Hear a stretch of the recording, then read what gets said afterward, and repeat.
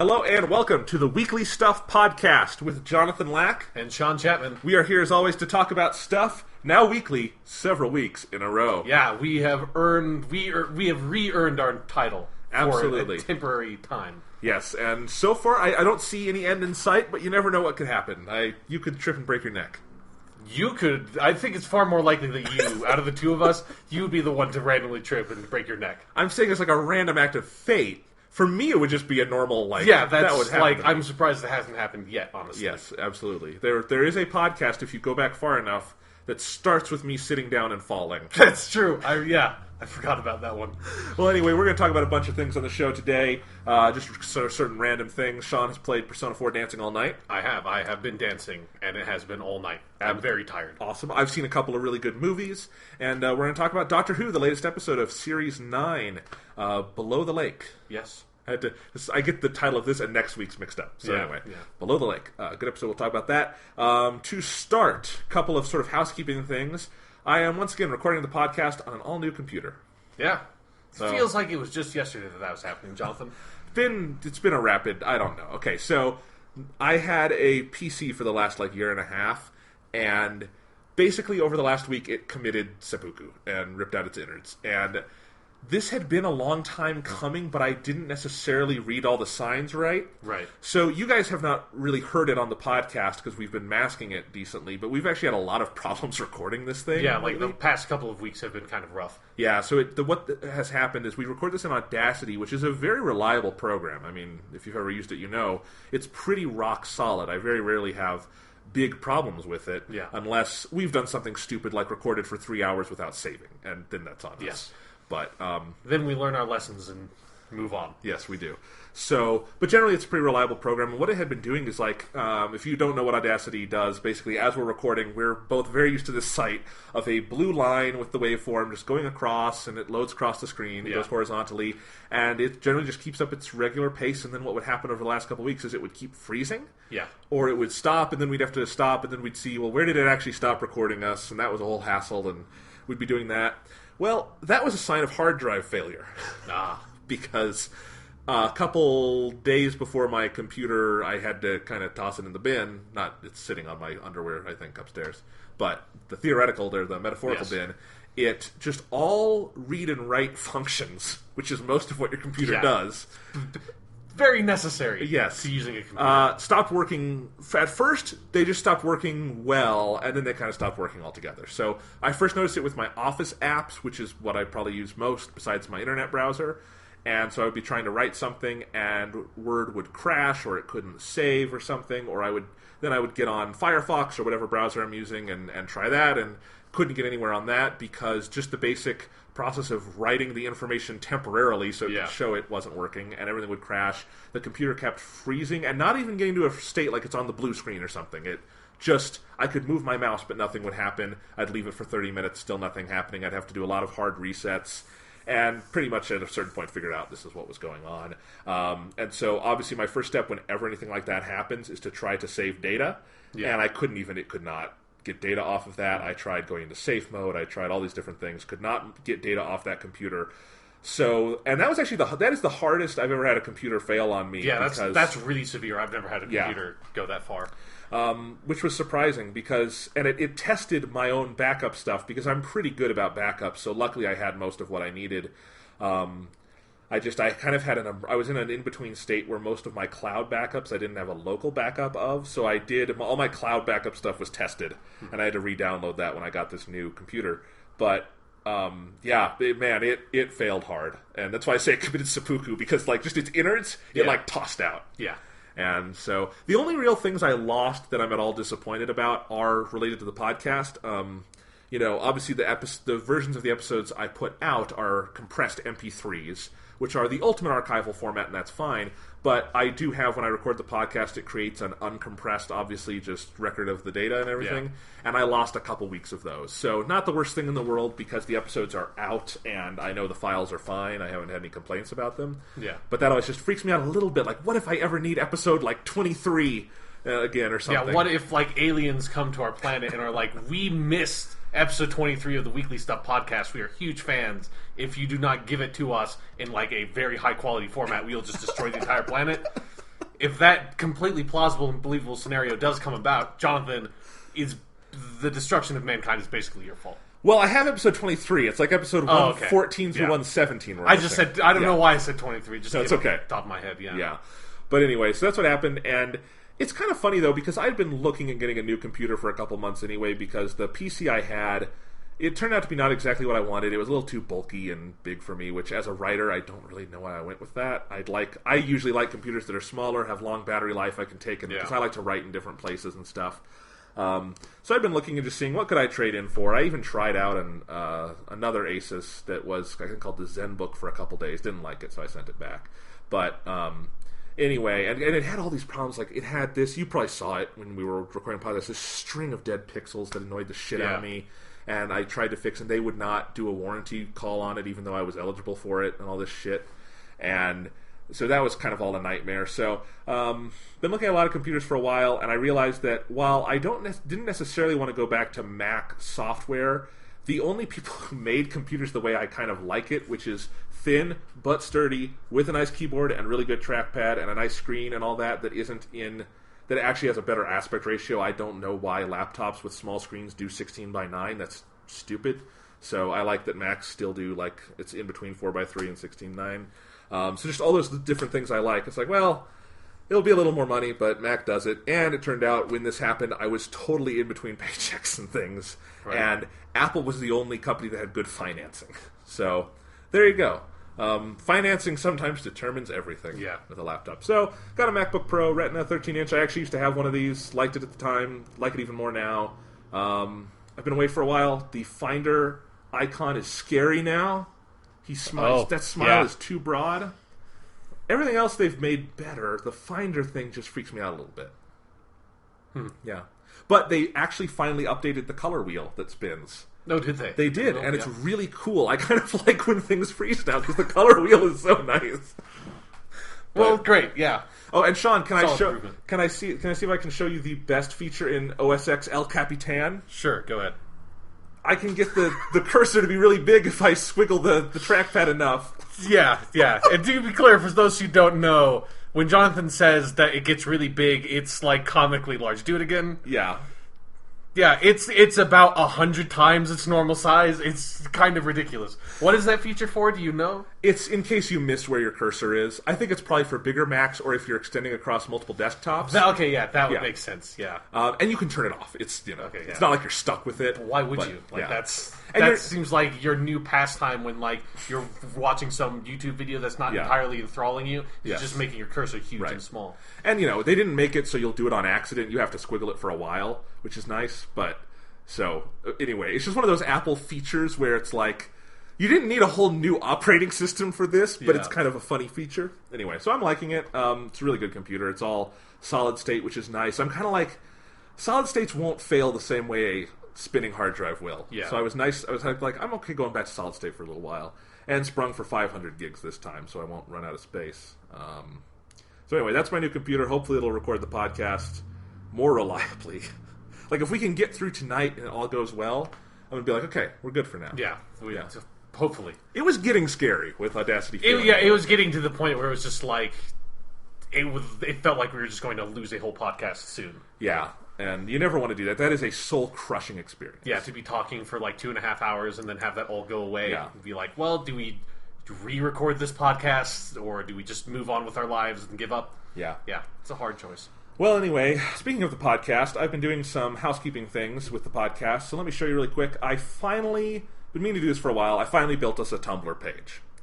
Because the kids are on Tumblr, people like it, and I can make a better archive than my blog. Because one of my long-term projects is my website, jonathanlife.com. I am going to redesign it one day, probably when I'm done with college in a couple months. Just don't have the time right now. I mean, it's built on Blogger software, which is pretty old software that they haven't updated in a while, and I think it looks good. It's readable and everything. It's clean, but I would like it to look better. And so Sean, I'm showing you the podcast archive on my site. Yeah. And it looks fine. You can go through it. You can stream each episode and download them, but it's kind of just plain text. Yeah. And it's got some wonky formatting that I can't fix because, again, this is an old site. This site is from 2011 at this point, and the way the internet moves, it's getting kind of old. So I built this Tumblr page. I'm not done with it yet, so you can go look at it. It's theweeklystuff.tumblr.com, And it's just going to be an archive of the show, and it'll update every week. But you can go through, and it's got a picture for every episode, the episode, a description, date it was recorded, and you can just pick an episode and play it. I think there's a way to download these. I haven't figured it out yet. I'm still kind of exploring with it, but I've got every episode up to number 76, which is the beginning of 2014. So I'll post the rest of these over the next week or so, and eventually, each episode will post here each week. I know a lot of people use Tumblr, and it's an easy way to get that updated, so people who aren't on Twitter and Facebook, hopefully we can reach them too. Yeah. I'm just trying to think of new distribution platforms, because the podcast currently comes out on iTunes, which of course distributes to all sorts of podcasting apps. Yeah. And then I think it's on Stitcher and a couple of other places. I've looked at getting it on SoundCloud, but you have to pay a lot for a SoundCloud subscription, so not going to do that yet. But the Tumblr page, if you just want to go through the podcast archive, it's much nicer than the one on my site right now. So at some point, this is probably going to replace what's on my site, but it's scrollable. You can go through it. It's completely searchable, which I like. There's a search bar, and all of them are tagged, so you can search by tags too. So if you like the podcast and you want to go, if you're just suddenly now playing Persona 4 and you want to find when we reviewed Persona 4, it's much easier to find that now. Yeah, or if you just want to get all our Doctor Who episodes, you can just get all the Doctor Who episodes. Right, because there's the Doctor Who hashtag and then it archives all of them. That's most of our podcasts, frankly. But if you're someone who's only interested in the Doctor Who side of it, if you want to cut out the bullshit and be like, what the fuck, they're talking about some fucking superhero movie this week? I don't give a shit. Yeah. I want some real shit. I want some Doctor Who. You can do that. Yeah. Listen to the podcast the right way. Yes. I wound up, I think I had to stop myself where I got into a rhythm where I was tagging every episode with Doctor Who, and at a certain point I realized, these last 2 episodes we didn't talk about Doctor Who. Let me, because I just got into the room with hashtag Doctor Who, and yeah. So the Tumblr page is really nice. It's going to be, when it's all there, it's going to be a much more searchable archive, and I like that. And if you have any other suggestions of things you'd like to see us do with the podcast, I can do that. Tumblr is nice and easy to work with. I might do more with that at some point, because I know it's a popular social media platform, and it's the first, I feel like, that I have no idea, at a certain point I had no idea what it was, so I wanted to learn. Yeah, I've used I don't use Tumblr to blog my own stuff, but I kind of follow people on Tumblr. The same thing I do with Twitter. That I don't really tweet myself. And it's a good website for blogging. It's definitely effective for that. So cool. Right. We're on there now. Yes. So Sean, yes, you played Persona 4 Dancing All Night. I have played so much Persona 4 Dancing All Night. Yes. Yeah, I have not played it just yet because it came out. My birthday's in a couple of days. And so my parents asked me what I wanted for my birthday, and I was like, well, there's this special edition of Persona 4 Dancing All Night, so they didn't know what that was. But anyway, so I'm getting it for my birthday, so I haven't played it just yet. But you've played it. Yes. Do you dance all night? You dance for multiple nights. Yes. So basically, I guess, where I am right now in the game is it has a play clock, and I think the last time I looked at it, I was 15 hours or something, because I got it when it came out, which was a week ago now. So I've beaten the story mode, and I really like the story mode. It's something where, if you've played Persona 4 Arena Ultimax, it is basically the same format as that one, where Persona 4 Arena had the visual novel story mode, but that one was weird because it had different character specific stories that contradicted each other. So it was you would have a Chie story, and the Chie story was different than the Yosuke story, and they would if you could not put them together into the same continuity, and so that was really weird. This is it is a straightforward story, visual novel style, where there are a couple of, you open up multiple parallel storylines at some point that you can follow, and you just kind of go through the story, and every once in a while you have to dance to convey your feelings to the shadows on the midnight stage, so that they know that these bonds that they have been lured into the midnight stage with are fake bonds, and that they need to return to the real world. This is the greatest premise for a video game ever. So basically, just to explain it simply, if that is in any way possible, Persona 4 Dancing All Night takes place after Persona 4. It is, as far as I can tell, it's completely canonical. It takes place at the furthest, it is the most recent story told with the Persona 4 characters. It very blatantly takes place after the epilogue of Persona 4 The Golden, which was previously the furthest along in the continuity had gone. So this takes place after all of that. Rise, the pop idol character from Persona 4, is finally making her comeback, which has been alluded to through all the different spin-offs. And so she's going to this festival called the Love Meets Bombs Festival, which the title for that festival works way better Japanese. But So she decides she's going to make her comeback at this festival, and she wants all of her friends on the investigation team to be her backup dancers. So you, Narukami, and all your buddies have been practicing as backup dancers for the past month or so, when all of a sudden, all this crazy rumor starts going around about this thing called the Midnight Stage. That if you look at a video on the website for the festival at midnight, you see a dead idol singing, and your soul gets taken. And so then all this crazy shit with shadows happen, and you have to basically dance to defeat the shadows and find out what is going on with this Midnight Stage and who is the true culprit behind all of this. And I'm guessing the story is way better than it has any right to be? Yes, it is. It's not amazing. Don't go into this expecting a story on par with Persona 4, but if you've played the arena games, which have a similar visual novel storyline, I'd say the story is about on par with those. One thing that's nice about this is that since it's focused entirely on the Persona 4 cast, the Persona 3 characters are not involved in any way. It's able to sort of get around some of the problems that the arena games had with writing the Persona 4 characters, and that the Persona 4 characters have finished their character arc from Persona 4, so there was not a lot left to do with them. And so they sort of fell back on some tropes with the characters, particularly Chie, I think, was the one who got hit the hardest, where there are a couple of really funny lines where they kind of address this, where Chie is just like, so what, am I just a meat girl now? Is that just what I am? Because in the arena games, when they used Chie, a lot of times they just fell back on that, the kung fu and she loves meat part of her characters because they're funny and easy to write, and she's not the focus of the story. But in this, I think all the Persona 4 characters get their due. They don't necessarily have big dramatic character arcs, but they feel more like they are the characters that you know and love from Persona 4, and that they are at that point that they were at the end of Persona 4 and are moving steadily forward. They don't have big dramatic character arcs, but their characters do change over the course of the story, and that's nice. And then you have new characters in Kanami Mashita, which in the dub they call her Kanami, and so it sounds like they say Konami is how they pronounce her name. So there's a lot of, with all the weird shit that's been going on with Konami recently, there's a lot of weird jokes you can make in your head when they're talking about her. And she's basically another pop idol, and she's kind of the new character that the story really does revolve around, and she has the most sort of interesting story stuff, which has been the case for all these spin-offs, that the new characters are the ones that the story is really about, right, because they get the really dramatic character arcs. And if you are someone who really loves Nanako, this is the most amazing game ever, because Nanako is kind of too adorable, because she dances, she is one of the characters that she has several of her own songs that she dances to, including a Juness theme now fully realized with full lyrics and stuff. Yeah, and it is insane. It feels like eventually when society collapses, it will be because the government just is beaming Nanako dancing into your head and just sedating the entire populace with how cute she is. I'm not even joking. It is fucking extreme, and it is scary. And so, yeah, I'll say this. If you are someone who is a big fan of Persona 4 and has any interest in rhythm games, and you have a Vita, I think this game is absolutely for you, because I haven't really talked about the rhythm game part of it yet, but it's basically the same as those Hatsune Miku Project Diva games that I played one of those and liked it. If you've played one of those games and liked it, the gameplay is almost the exact same, and I think I really like that kind of rhythm game. It's really fun. It gets really hard when you ratchet up the difficulty, but you don't have to. And if you're only interested in the story, you can basically make it so that you can't fail the rhythm parts in the story mode. And so, yeah, it's a really fully featured game. The story mode is 10 hours long for me. It's how long it took me to play through it. It's not 78 hours long? No, yeah.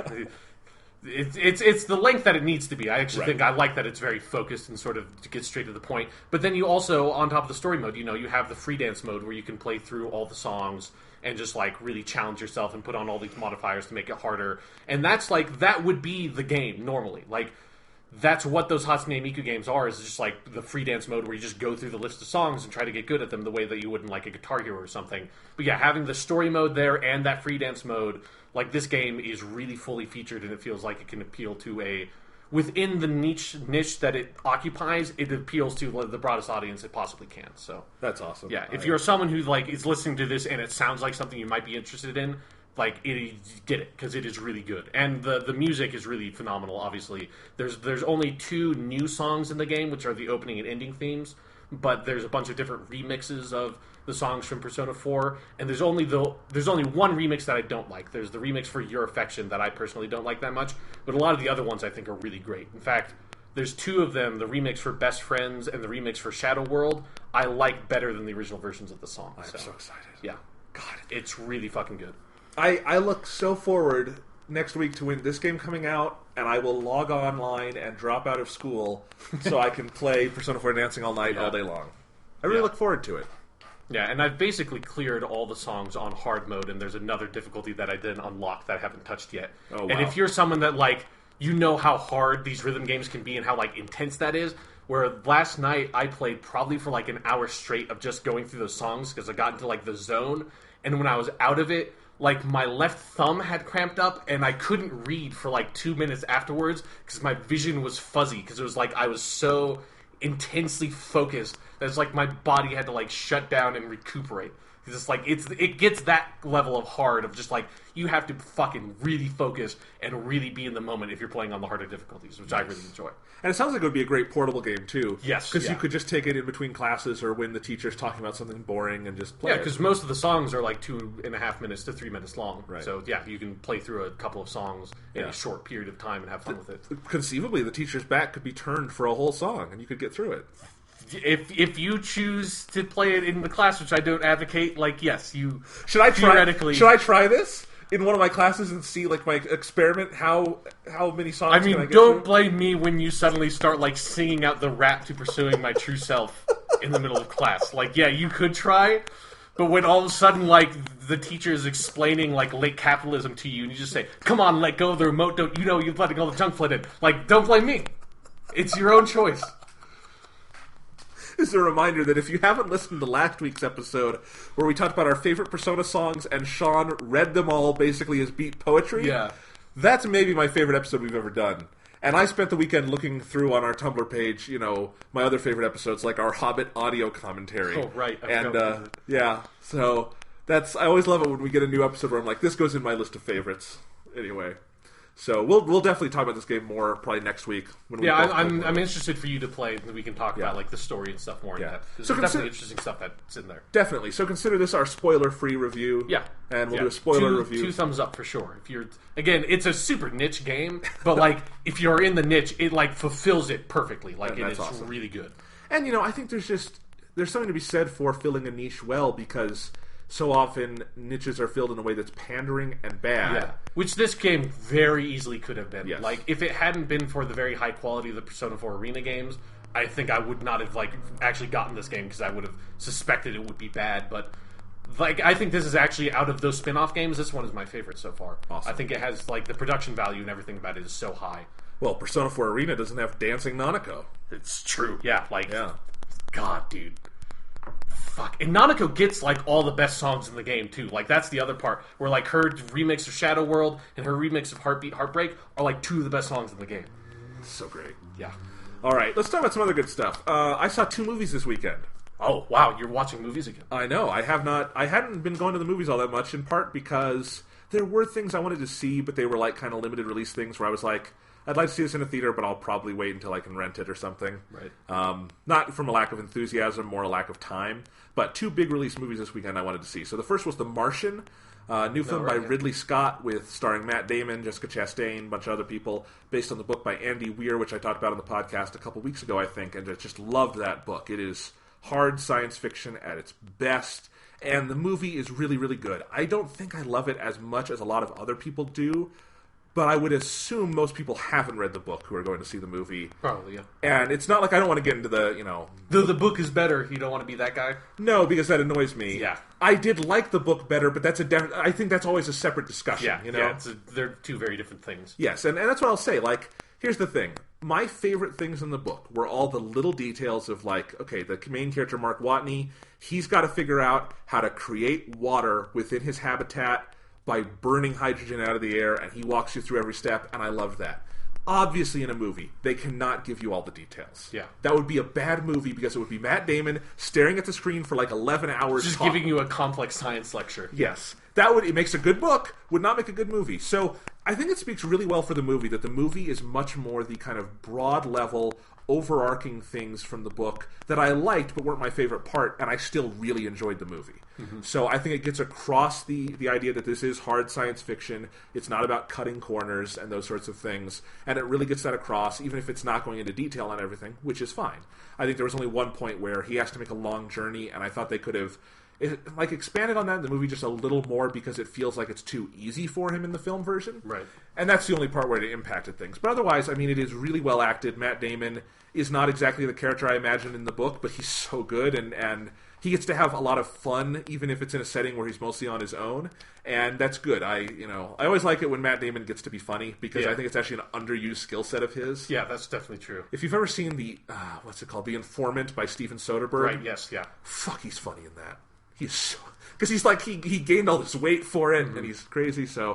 Anyway, and this movie is very funny, but it's got lots of good people in it. Jeff Daniels plays the head of NASA, and I realized Aaron Sorkin ruined Jeff Daniels for me so hard on The Newsroom, the HBO show where he had Jeff Daniels play the world's most mansplainer who ever mansplained to women. And I was like, okay, no, Jeff Daniels is playing a nice character in The Martian, and it took me about 30 minutes to realize, no, I'm supposed to like this guy. He's a little stern, but, he's the head of NASA. That's a big job. Yeah. How could you not be stern? So anyway, I liked him. I liked everyone who was in the movie, and it moves along at a good pace. It's a lot of... It's fun while still having a certain amount of, like I said, the scientific depth and stuff. And I think the number one thing the movie has going for it is what the book obviously couldn't do, which is the visual side of things. And I've never seen a movie about Mars, or frankly any other, planet someone's visiting, that was this immersive and that looks like a place you could go and stand on and be in. And it was just so immersive. The special effects are so seamless. The production design is amazing. Ridley Scott, he's a great director in the sense that he directs movies well. Yeah. And he makes great pieces of visuals. Like, Prometheus is a really bad movie. Yeah. It's kind of a fantastically directed movie. Yes, yeah, visually it's phenomenal. The problem is that, this script he got was complete fucking shit. Yeah, and this is every bit as visually masterful as Prometheus, but it's in the service of a really good story with, good characters who do things that make sense. Yeah. And those sorts of things. And you know what? It makes a difference. Yeah. We were talking about this the other day. Ridley Scott is a weird-ass director. Yeah, because precisely for what we're saying, that it feels like sometimes... It almost feels like he doesn't even read the script that he's given. He's just he hears maybe the premise or something is well, that sounds like I could make some really interesting visual imagery out of this. And he just kind of does that. And then people happen to be saying things in the shots he's composing, and he's not necessarily paying attention to it all the time. Absolutely. I get the sense that he is a guy who just loves making movies, and I don't think he's that discriminating about what movies he's making. Yeah. Because I think if you look because I think The Martian is easily his best movie since Kingdom of Heaven, which is 10 years ago now. And even then, you have to qualify that with Kingdom of Heaven, the director's cut. Yeah. Because the theatrical version was a botched kind of... It's not bad, but it was messy, definitely. And, I think in those 10 years, he's made some movies like Body of Lies and Prometheus and some of those. And probably that Exodus movie that I never wanted to see and flopped. Right? Yeah. That I'm sure, either I saw them or I didn't, most of those I just mentioned I've seen, that I'm sure were all, really well directed, visually masterful, all of those things, but often just there wasn't much to them. There wasn't much substance. But I don't think he put more effort into The Martian than he did into Prometheus. That's what I would imagine. He probably this is one where he got his hands on a really good script. Written, the Drew Goddard was the guy who adapted it, and he made Cabin in the Woods and worked on Buffy and Angel and things like that. Lost, so he's a really good writer. And so just in the future, someone should get Ridley Scott in some kind of rehab where he pays more attention to because he could always get his hands on a good script. He's Ridley freaking Scott. Yeah, he can direct whatever the hell he wants. But yeah.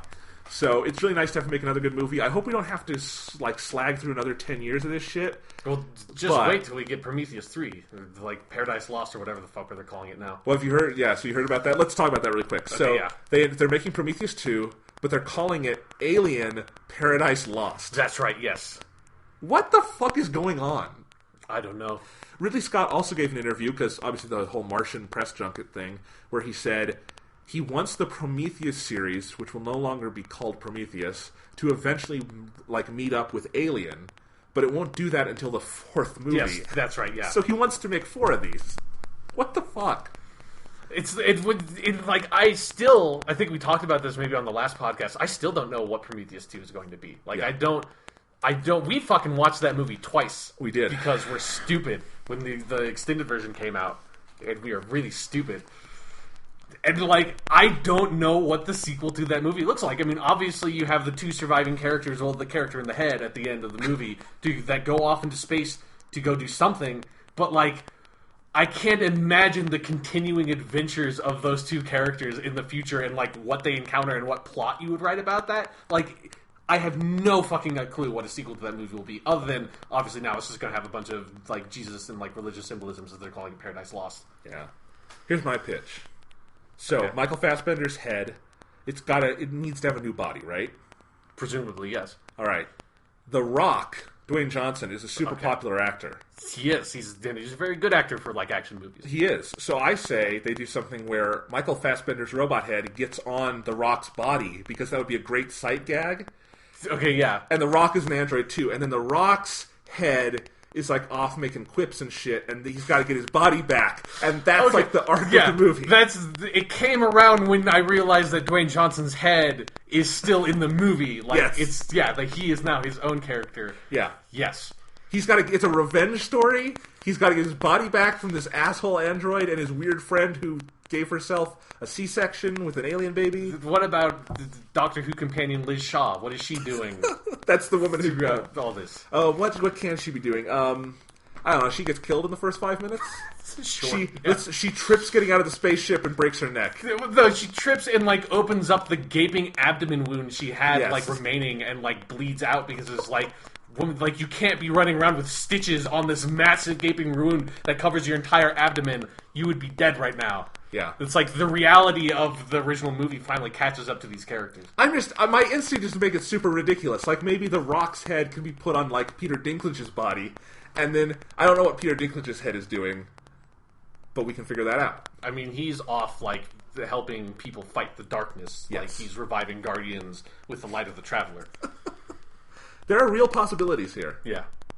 As long as you don't take it seriously. Yes. Or, as our conversation is indicating, there are no possibilities here. You'd be better off making The Martian 2. I could more easily imagine a, like, 90s-style sequel where someone else gets stranded on Mars, and now Matt Damon has to help that guy get off? Yeah. That would actually probably be a better sequel than Prometheus 2. Except for, like, and they want, like, the original script has the Matt Damon character do it, but, like, they couldn't actually get Matt Damon to come back for the movie. So it's like The Fly 2, where they just have, like, unused footage from the original Martian and cut it together to make it look like it's like a radio transmission where he's telling him what to do. That would be so great. And, of course, the character then has to be Matt Damon's character's son. Like, that's the other part of it. Okay. Sounds good. I'm all in on this. Yeah. That's great. Because, like, and they could even do a weird retcon where, like, he clearly does not have, like, a wife and kid in The Martian. He's not a family guy. But they could retcon it where, like, he did have a kid that whole time. He just didn't mention it while he was on Mars. It just never came up. Yeah. You never asked me. Yeah. Oh, man. All right, so I liked The Martian. It's good. You should all go see it. It's cool. Definitely a big crowd pleaser, and it's fun. It was even one where I saw it in 2D, and I kind of wished I'd seen it in 3D. Because I did see Prometheus in 3D back in the day, and I could tell the same ways Ridley Scott was using it well.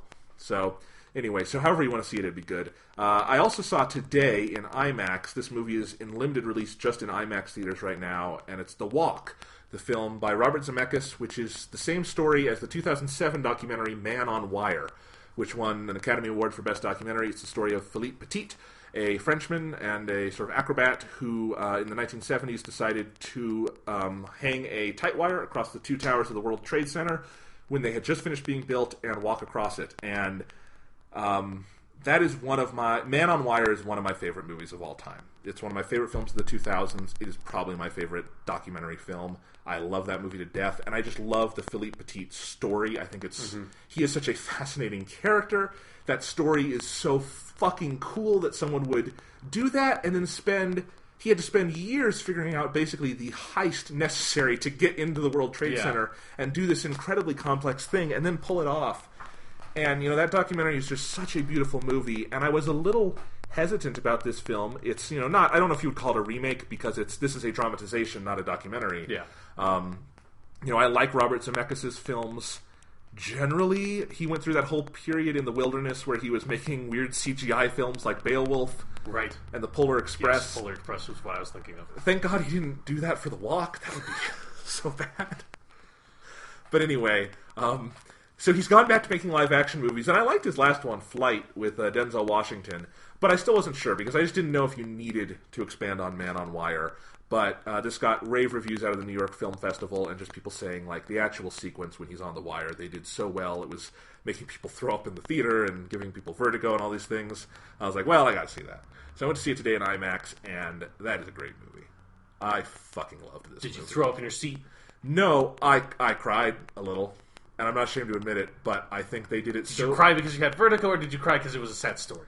I cried because it was beautiful. Okay. It was just, he gets out on that wire, and, takes the way they build it up is beautiful, where right before he takes the first step, he imagines himself kind of shutting everything else out.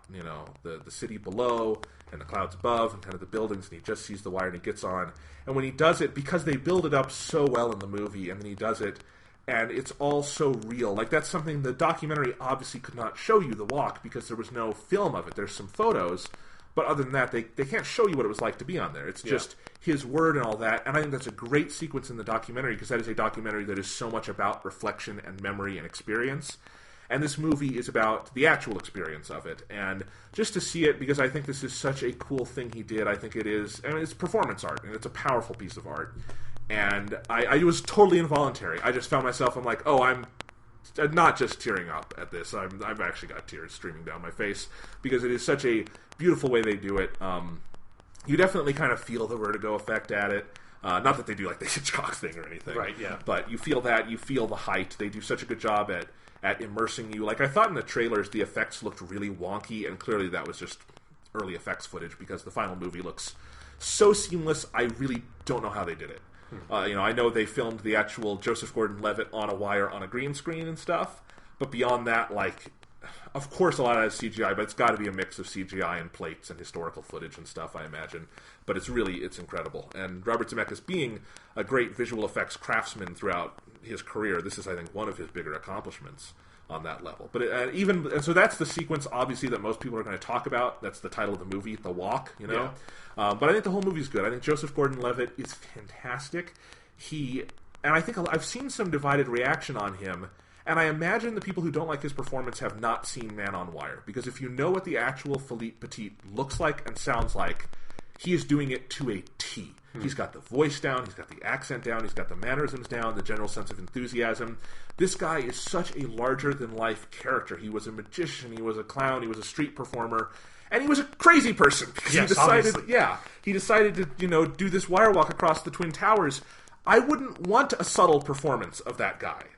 Why would you? I mean, he wasn't a subtle person. You can't be a subtle person and walk across the Twin Towers on a wire. That's not... Those two things don't line up. No, they are mutually exclusive. Yeah. I think Joseph Gordon-Levitt is fantastic, and it allows the film around him just to be very kind of light and storybook-esque and all these things, without sacrificing depth and detail. Like, it's very accurate to the actual event. It quotes whole passages from Man of Wire in terms of dialogue and even action, but in a way that does not feel like it's just retreading ground. It feels like a good companion piece. Each movie offers a different perspective on this really cool event.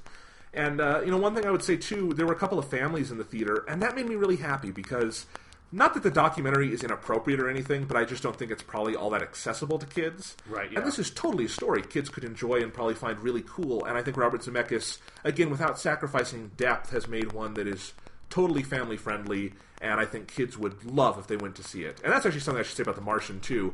The book has a bunch of language. They toned that down for the movie because it's not, completely necessary, so it's a PG-13, but I think it's totally family-appropriate, and that's what I think kids would love, too. Whenever you can get kids to watch something that's all about science instead of princesses fucking or something, Or just, weird CG versions of old 80s cartoons that make, jokes that kids aren't going to get. Yeah.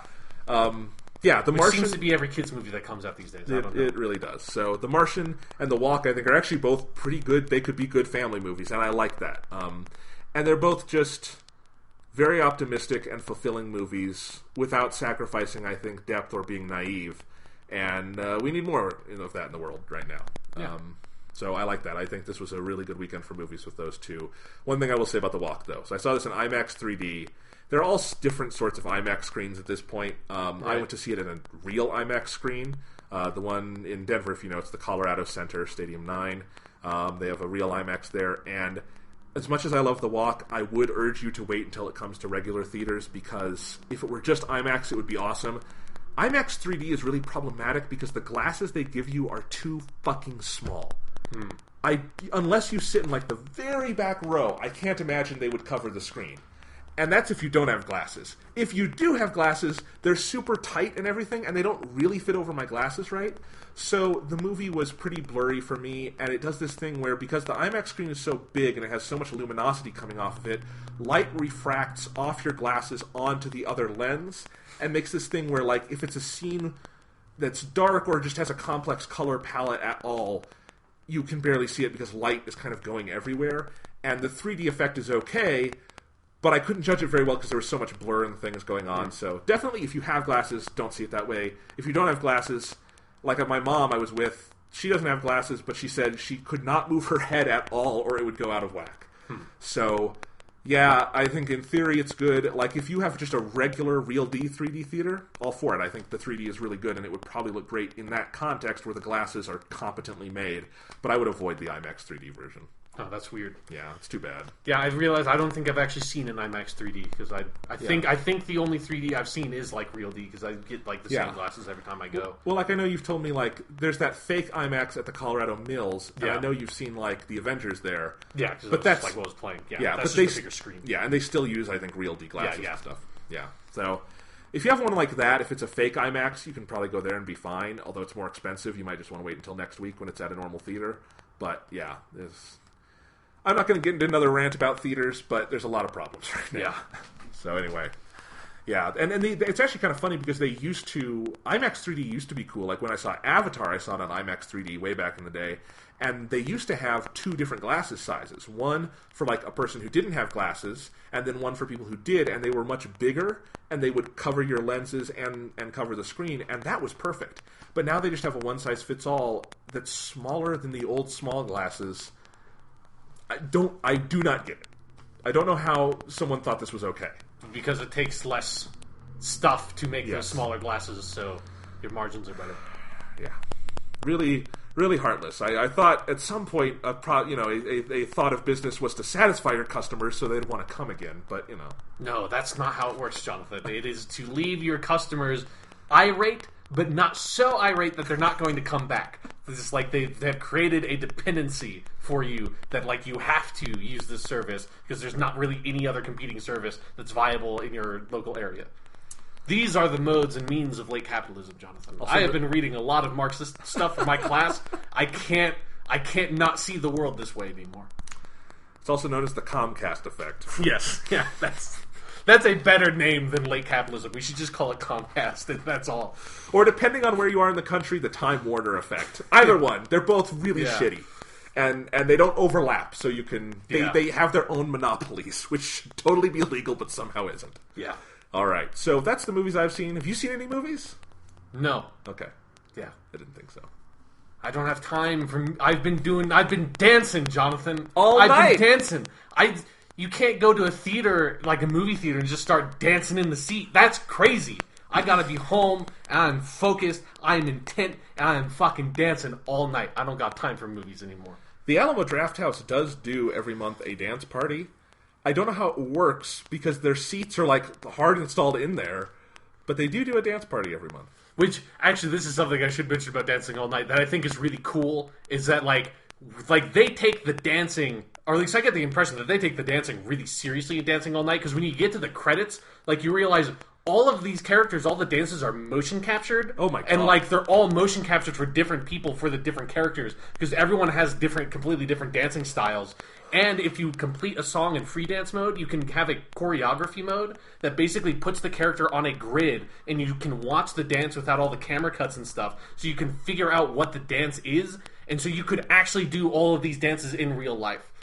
So next week on the Weekly Stuff Podcast, we're video edition, we're going to the Alamo Drafthouse. It's like, I'm going to learn like all the Yunari Kami dances, and then you're going to learn all the parts where Yosuke comes in, and it's kind of like just there to make my dancing look better. And we're going to dance all night. We're going to disco fever. All right, this sounds good. All right, Sean. Well, let's put dancing aside for just a minute, and let's talk. It's night right now, Jonathan. You don't realize, but I'm doing a micro dance right now because I have to dance all night. I'm dancing, you just can't perceive it because the movements are so small, they're not noticeable by a normal human.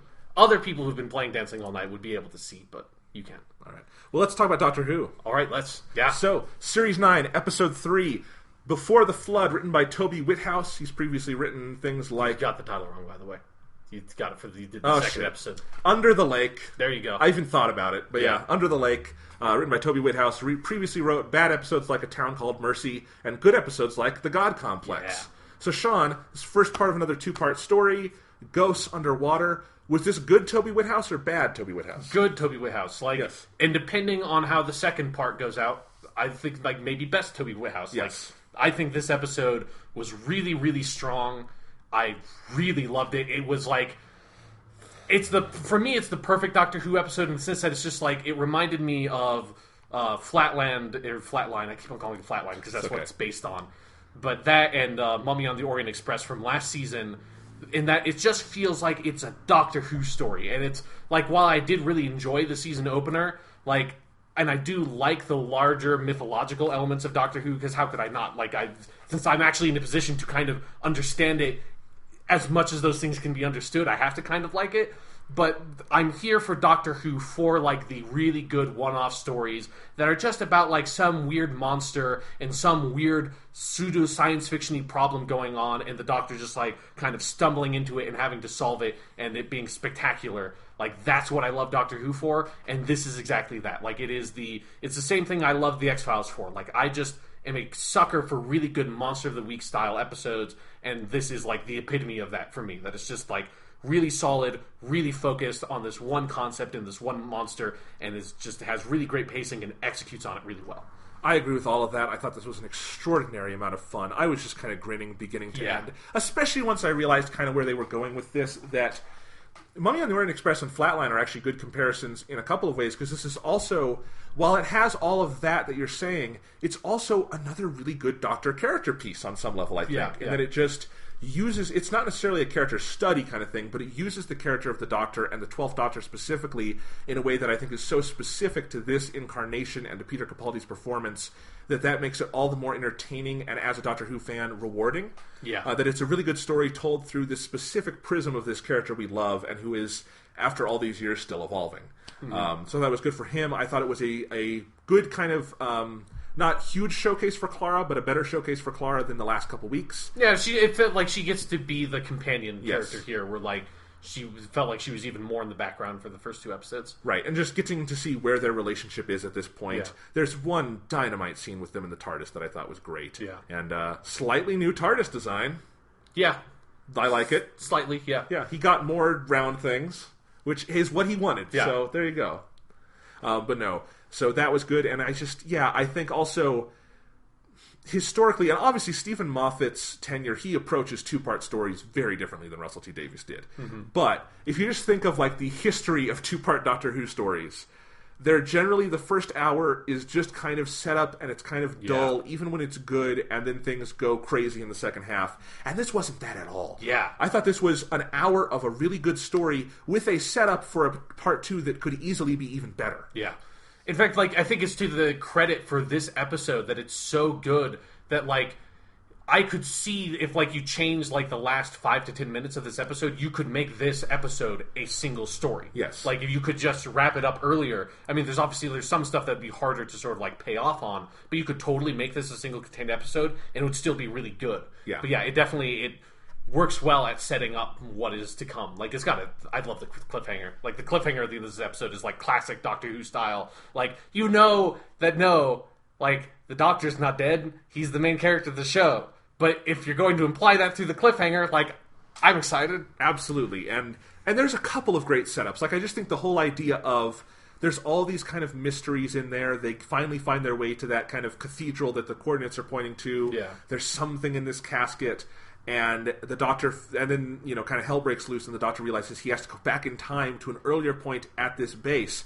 That alone, I think, is this brilliant kind of mild inversion of the Doctor Who formula, where he goes to a place, he tries to solve the problem, and you always have the back of your head, the TARDIS might be able to solve this. Yeah. And this time it's like, well, let's try it. Let's see what the hell went on here. And I love that. I think it's clearly going to make the two halves of this a little more distinct. Mm-hmm. But at the same time, this just does feel like 45 minutes of a 90-minute story where nothing's being wasted. Yeah. And I love that. It doesn't feel like this was a slightly longer episode that we stretched out to 2 episodes or anything like that. Yeah. This is Doctor Who 2-part storytelling at its best, and I love it. Yeah. So fucking good. So fucking good. Yeah. I mean, let's start with the Doctor, because I just think he has such fun things going on here. Biggest laugh of the episode and best moment is he's talking to them, and Clara says, "The note cards, Doctor, the notes." Yeah. And she, like a good teacher, she has them, gives it to him, and he says, "I'm sorry for the loss of your friend/family member/pet." Yeah. And as we've talked about before, the way Peter Capaldi delivers jokes, he doesn't know he's doing a joke, and that makes it all the funnier. Yeah, like that part in particular. There's a lot of stuff here that, like, it's a good continuation of how, like, the 12th Doctor has been developed over the last season. Yeah. Where it's like, it was some of the stuff that, like, while I really liked the season opener, like, you didn't get that much. Like, it felt like the Doctor in the season opener was more of, like, a just general version of the Doctor that, like, very, like, replaceable. Whereas this, like, there are definitely key moments where it's like, this has to be the 12th Doctor delivering this line. Like, I cannot imagine Matt Smith doing the note card joke. Like, it just doesn't fit with him. No. It's like, the note card joke. Especially because that's also, like, a great opportunity for just, like, pausing the episode and, like, going frame by frame and looking at all the note cards that they shuffle through that they don't use. Because there's some really funny shit written on those. That had to be a fun day in the writer's room. Yeah, just, like, coming up with all these, like, random, generic Doctor Who scenarios where the Doctor needs to apologize or, like, say something to someone that he doesn't actually really care that much, but he has to pretend that he cares. Yes, and I think it just speaks also to where we are with the Doctor and Clara, where he relies on her in that way, and she's happy to do it. Yeah. And I think this episode, in a very subtle way, cued in on that really well, where the Doctor, it's almost like Clara is his crutch, because he's still so awkward around everyone else, but he trusts her as much as he ever could, you know? And she's kind of the same way with him, where she's very good at talking to people, but at the same time, she's used him as, at this point in her life, kind of a crutch just to be happy and to feel things. And I think that scene in the TARDIS between the two of them, where he just tries to stop her, and in his own awkward way, I thought Peter Capaldi played this so well, of just trying to, in his own ways, trying to say he cares about her and wants to make sure she doesn't feel burdened by any of this. And you realize she doesn't. And I think that dynamic, it's not spoken again through the episode, but I really think you feel it. Yeah, definitely. It's just something where, like, it does... It's like, it's the perfect amount you need of, like... It doesn't detract from the episode, that it's like, that you have, like, the two main characters sort of, like, stop and have, like, a moment on their own, but it feels like it is building up sort of, like, a larger arc that can then, like, develop throughout the season without, like, distracting from the main episode in the way that, like, some of the stuff from, like, season 6 in particular could do, where it's just like, oh, you're just throwing, like, a bone for, like, a, like, character thing that's obviously going to pay off, like, later in the season. Yeah. This felt like a natural development that will, like, keep on building. Absolutely, I like it. And, after the first 2 episodes where we weren't sure, because Clara went through some shit last season. Yes. Like, well, what's up with her? I think you get a sense of it here with, again, as you say, without it dominating the episode. Mm-hmm. And I like that. Clearly, like, some time has passed since last season, and that's fine. And I'm glad with that. But yeah, and I also, it's cool, like, I think it's good that Jenna Coleman has stuck around as long as she has, if for no other reason than this and, like, last week's story would not be stories you could tell with a new companion. Yes, yeah. You have to have someone who's settled into the role and has a comfortable, repartee with the Doctor, and she totally does here.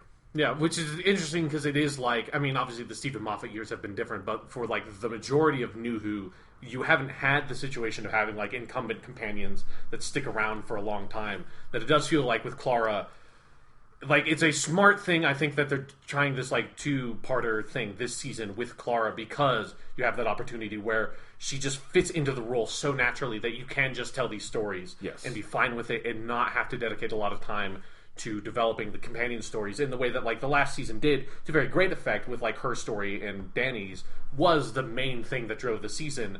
Whereas, like, now it's nice to sort of, like, get away from that and just tell core Doctor Who stories of just, like, hey, let's go to an undersea base and fuck around with cool electromagnetic ghosts. Yes. Because that's what I want to do. Let's talk about the ghosts. Yes. I mean, a lot of things we can praise here. I actually thought the production design in this episode was phenomenal, very well directed, and then those ghosts are a good effect and a good design. Yeah, they're very creepy looking, like, well, not being, like, too creepy looking to, like, be outside the scopes of, like, what Doctor Who should do.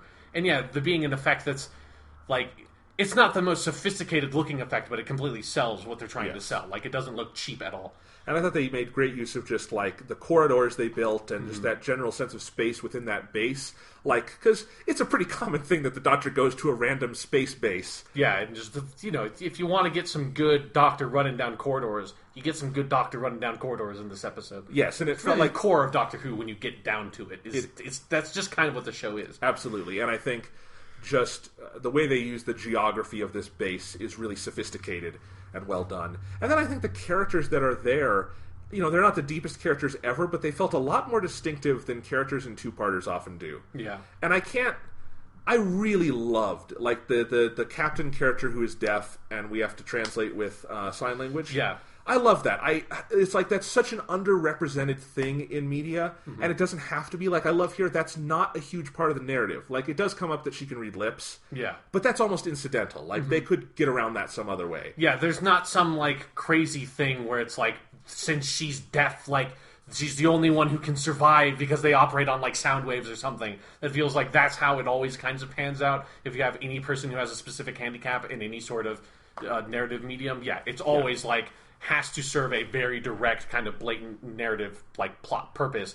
Whereas here, it does feel very incidental. That is, like, it's the character just happens to be deaf, and, like, that's it. Yeah, and she's an interesting character, I think, beyond just being deaf, just that she's this, you know, commander person who very clearly has a, you know, she kind of understands where the Doctor's coming from, while also feeling like she has a higher responsibility. And then again, just that adds something to it because deaf characters are very underrepresented in media, and I like it. I think sign language is just one of those languages I like, I guess in this case, seeing, not hearing, because it's a cool language. And so just the way they did that was nice and unexpected and added some color to the episode. Yeah, exactly. Yeah, it definitely, like, it reminds me of the God Complex in that, like, the God Complex was also a good episode that just, like, you know, you have a lot of characters that are just introduced in this one episode and are only going to live in this episode. Opposite this, there's also the second part. But, you know, they're effectively disposable characters in Doctor Who, which you get all the time. You get in every episode. You have, like, that set of characters. And this definitely feels like, with the God Complex, is a good set that feel like they have distinctive identities that, like, when O'Donnell says something, like, 3 scenes after she's introduced, I still know who this character is and can identify things about this character. It's not just, like, random woman that's, like, replaceable character archetype that is in every single episode of Doctor Who. I don't need to know your name. I don't need to know your personality. Like, you are just this character. Like, they have more color and more things to identify them and, like connect to them with. Absolutely. And O'Donnell, I actually thought got some really good jokes. Just in terms of her kind of... They didn't overplay it, but her fandom for the Doctor. Yeah. And the Doctor being prickly in the way he is. Like, in particular, I thought there's that really good moment where he praises her for, like, getting the day mode thing to start working again. Yeah. Which is, like, sort of, like, you know, being kind of bashful about it. And he's just like, now I need you to turn it back to night mode. It's like, what? Wait, what? So the Doctor gets to... I mean, I love just the way the story progresses. Because you have ghosts, and you're wondering, all right, what's the catch? And then the Doctor's just like, well, as far as I can tell, they're just ghosts. Yeah. And I think that was kind of funny. Yeah, like, there is definitely a good...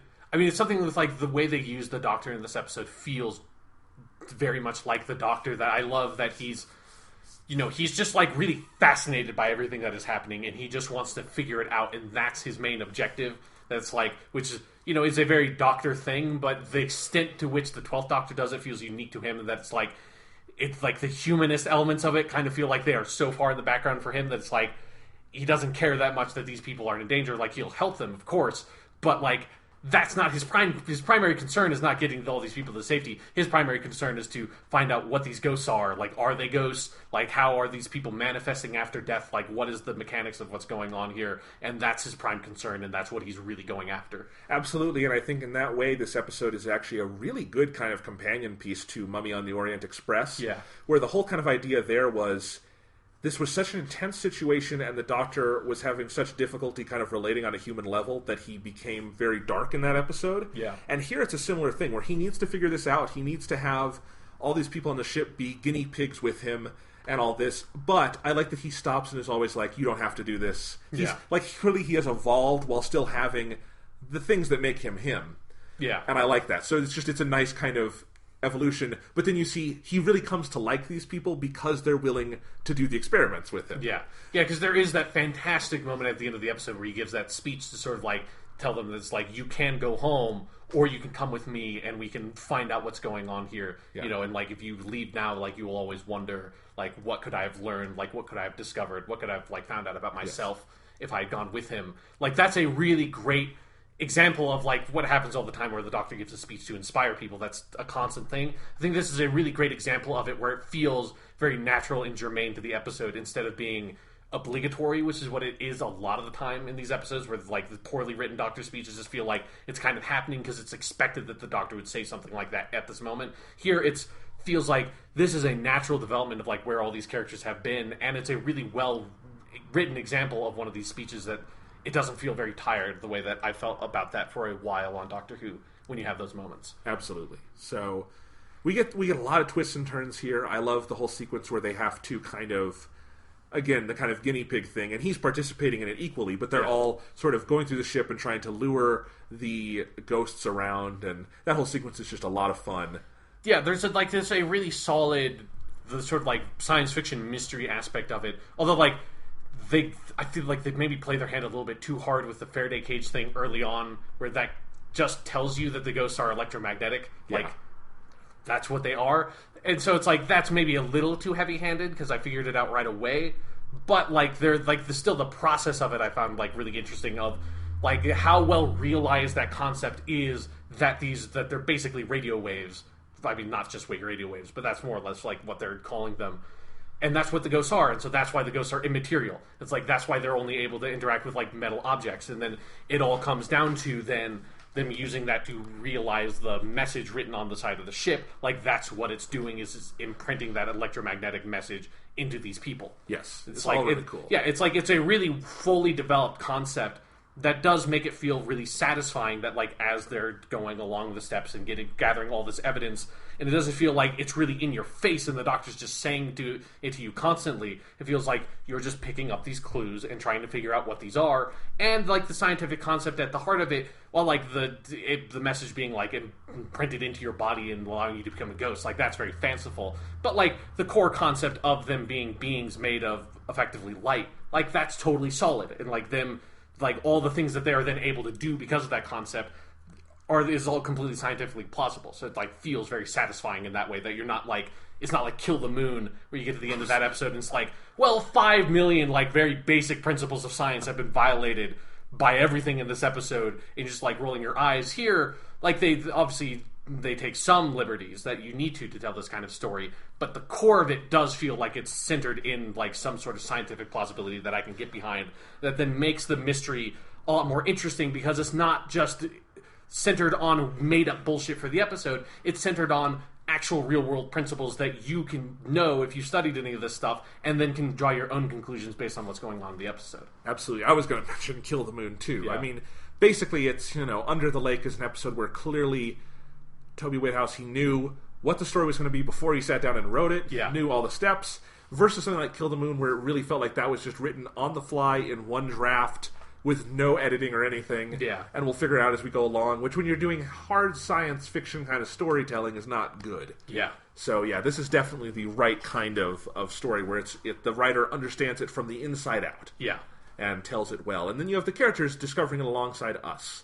And within all that, though, the episode is still very eerie. Mm-hmm. It's very exciting. There are moments that are genuinely scary in the way you want Doctor Who to be scary sometimes.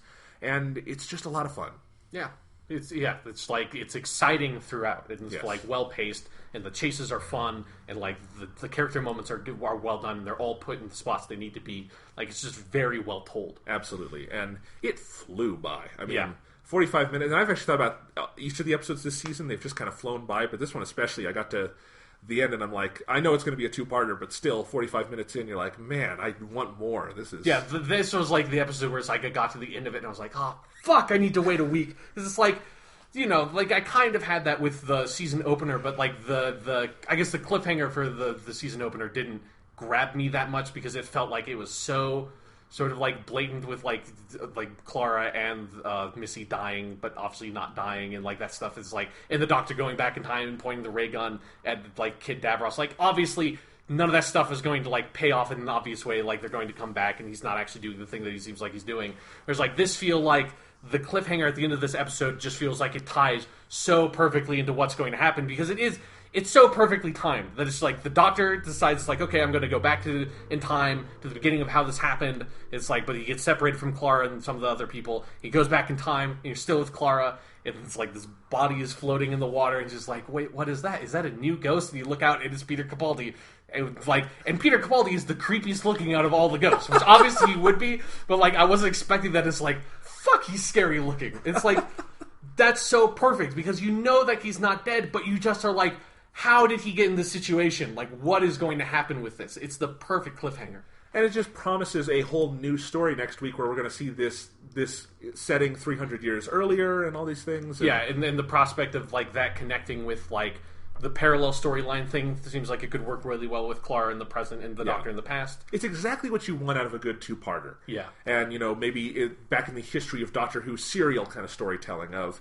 not the next episode's going to be us moving through the cave all week. Yeah. Maybe the next is another cool part of the story where we learn something about these weird people on Androzani or something. Or it's like the cliffhanger in the setup for the next episode feels like, it's not just like, well, we're just doing this to do this, but we're just going to actually just continue the story you've been with all along, which is basically what the season opener was. It's like, no, this is like a really fascinating pivot point to telling a new kind of story in this premise of like, we're shifting towards the new episode and this new sort of like plot point and stuff. Yes. That's what this cliffhanger definitely felt like.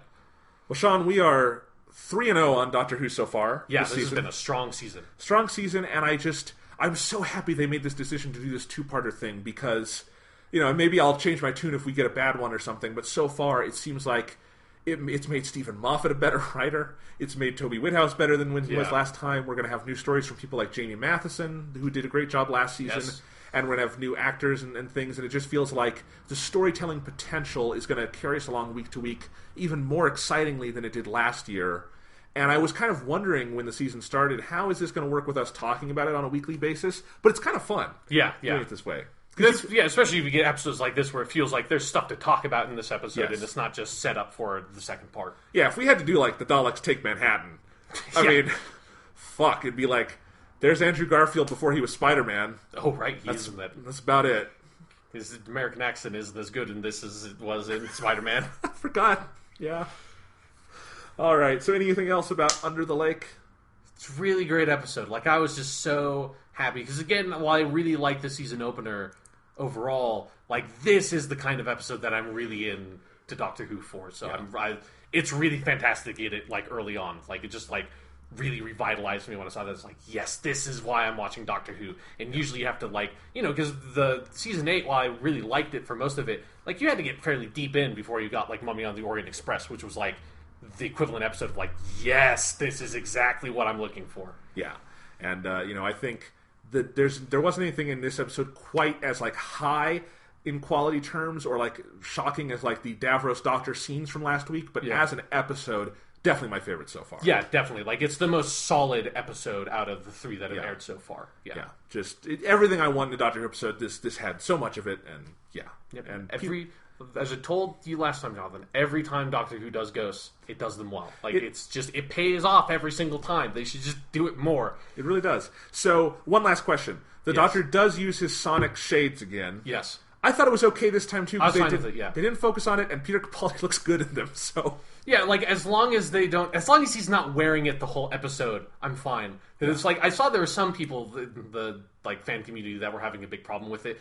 I don't really care, because it was like, and it actually kind of highlights how much of a blatant plot device the sonic screwdriver is, in such a way that it actually kind of is refreshing that, like, the Doctor only uses it once in this episode, and it feels like that's like the allotted number of uses. Like, it's like, fine, like, this is the situation in which you use the sonic screwdriver, this is the sunglasses in this case, this is like, just to sort of like give the little push that the plot needs for like this thing to happen, and that's it. It feels like the sonic screwdriver being so iconic obfuscates that, or at least it does for a while until you catch onto it, and then it doesn't obfuscate anymore and just drives you crazy. So it's like this, hopefully, like, the other writers will catch on to, like, use it sparingly. Like, be judicious in how you use this plot device, because if you use it too much, it loses its power and it becomes ridiculous. And then you have the Doctor, like, breaking and, like, repairing fences like he did in the Doctor Dances, and you're like, this doesn't...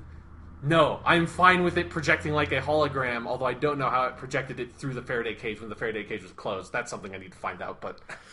Yeah, I mean, it also, I think it just fits with the 12th Doctor. I, don't think he would use the sonic screwdriver as much as some of his predecessors. Yeah. And B, I totally believe he would get bored with it as a screwdriver and turn it into sunglasses. Yeah. And it's doubly so that they're kind of shitty-looking sunglasses. Yes. That they're, like, very plain. Like, you get these from, like, for $2 out of the bin outside of, like, a 7-Eleven or something, sunglasses, right. You know? Well, it fits. I am loving his slightly rattier costume. Yeah, like the hoodie thing he's got going on. It's kind of awesome. Yeah, it made me wonder if, like, that's going to be, like, a permanent change, because I assumed that was just going to be for the season opener, because it kind of fit with what was going on in those episodes with him as a character and where he was.